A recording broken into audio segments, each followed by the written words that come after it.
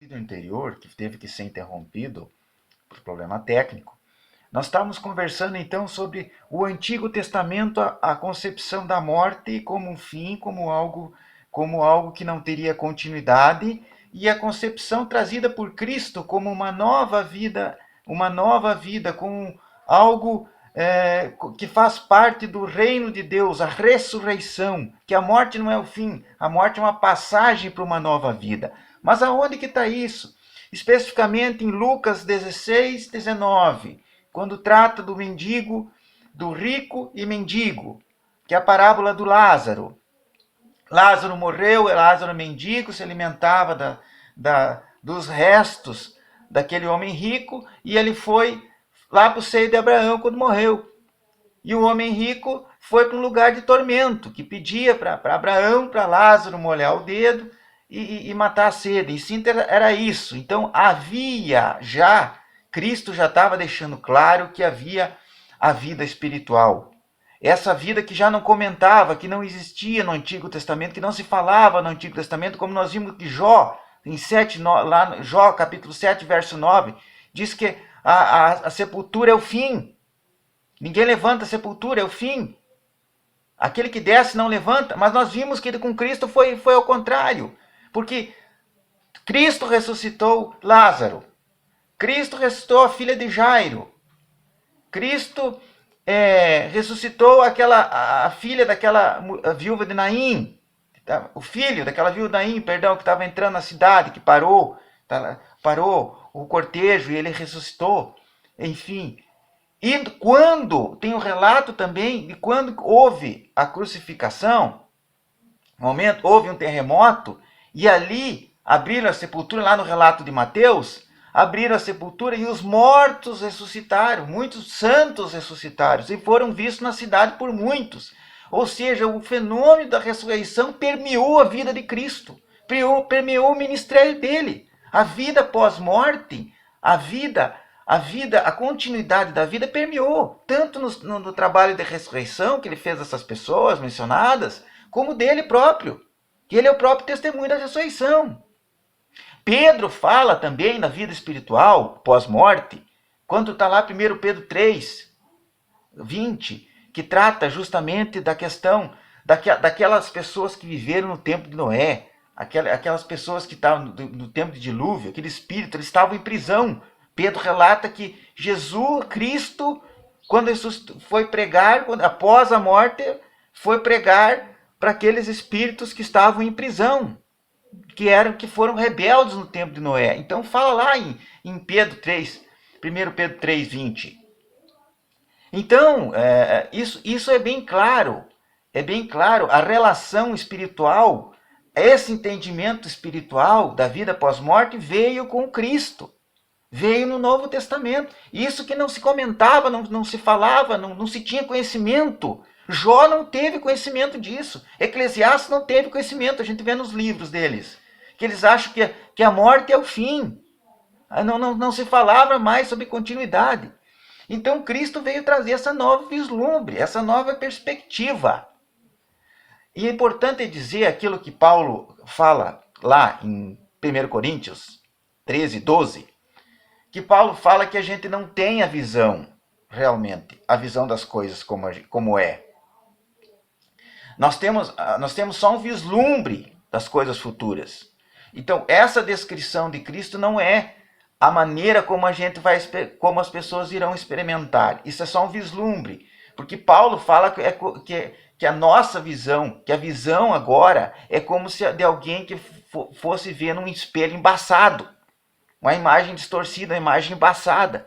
Que um dia vai ficar claro isso. Um dia isso vai ficar mais evidente. Essa vida espiritual, esse segredo espiritual, essa nova vida que Cristo promete, Cristo veio ensinar, que está no Novo Testamento, que é o diferencial do Antigo. Do Antigo não tinha, no Antigo a morte era o fim. E Cristo veio a desvendar isso aí. Veio a mostrar, veio a evidenciar isso aí, descortinar isso aí, que até então não se tinha conhecimento. Vamos ler o que Paulo fala sobre a vida pós-morte também. 1 Tessalonicenses 4, 13. Não queremos, pois, porém, irmãos, que sejais ignorantes com respeito aos que dormem, para não vos entristecerdes, como os demais que não têm esperança. Ou seja, Paulo, vocês não podem, Paulo está dizendo que vocês não podem ser ignorantes, como os demais. Você tem que ter conhecimento o que é a morte, a vida após morte. Pois se cremos que Jesus morreu e ressuscitou, assim também Deus, mediante Jesus, trará em sua companhia os que dormem, que estão, na verdade, os falecidos, ele está falando ali. No 16, no versículo 16 de 1 Tessalonicenses 4, porquanto o Senhor, mesmo dada a sua palavra de ordem, ouvida a voz do arcanjo e ressoada a trombeta de Deus, descerá dos céus e os mortos em Cristo ressuscitarão primeiro. Então aqui já está falando da ressurreição. O evangelho novo é permeado pela ressurreição, permeado por vida espiritual, coisa que não existia. Então é uma continuidade. Esse é o conhecimento diferencial de Cristo. É uma vida pós-morte, uma vida chamada de vida eterna. É dizer para ele, o homem não morre. A alma pode continuar, você pode continuar. Depende da tua escolha agora. Depende da salvação. E a salvação é você aceitar a Cristo e obedecer os mandamentos de Deus. E Deus promete a quem aceita Ele e obedece a Ele, os mandamentos, Ele promete uma nova vida numa nova terra chamada Nova Jerusalém. Está lá em Apocalipse 21. João relata a visão que teve. Vi novo céu e nova terra, pois o primeiro céu e a primeira terra passaram, e o mar já não existe. Vi também a cidade santa, a nova Jerusalém que descia do céu da parte de Deus, ataviada como noiva adornada para o seu esposo. Então, no versículo 13, então ouvi grande voz vinda do trono, dizendo, eis o tabernáculo de Deus com os homens. Deus habitará com eles, eles serão povo de Deus, e Deus mesmo estará com eles. No verso 4, mais importante, Ele enxugará dos olhos toda lágrima, e a morte já não existirá. Já não haverá luto, nem pranto, nem dor, porque as primeiras coisas passaram. Veja quanta diferença do relato lá que a gente leu, do relato lá de Jó, capítulo 7, verso 9. Veja quanta diferença de Eclesiastes 9, 10, que dizem que a morte é o fim, que a morte acaba, que não existe mais nada depois da morte, que a morte encerrou ali. O Antigo Testamento, eles estão dizendo, se você vai ler o Antigo Testamento, vai dizer, não existe mais nada. Como que agora parece que existe? Porque eles não tinham conhecimento. Cristo veio trazer uma novidade. Cristo veio desvendar algo que a humanidade ficou em ignorância por milênios. Se não fosse ele trazer isso aqui, nós estaríamos ignorantes hoje. Mas hoje Paulo diz assim, ó, não quero que não sejam ignorantes como os demais. Não vos entristeçais. Vocês têm conhecimento, vocês sabem. E próprio Cristo disse lá em João 14. O que ele disse? A casa do meu pai tem muitas moradas.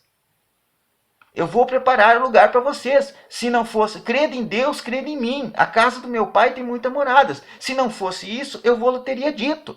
Vou preparar lugar para vocês. Mas qual é a casa do pai dele? A casa de Deus. É aqui onde a gente vive? Não, porque ele diz que o reino dele não é desse mundo.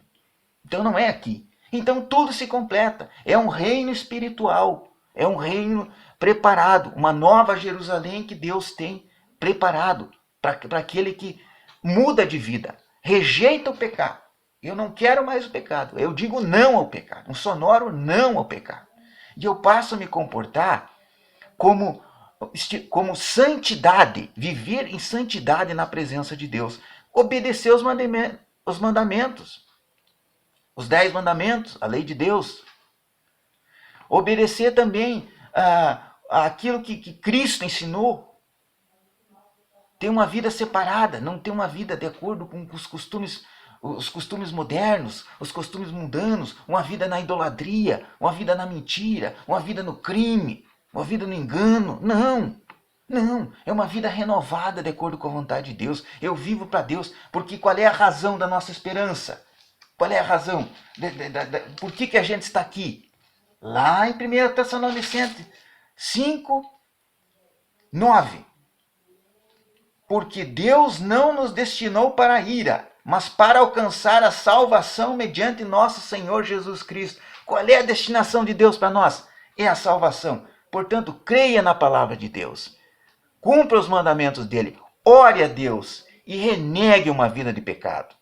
Renegue. Aceita Jesus na tua vida. A partir de hoje, muda teus comportamentos e sirva a Deus.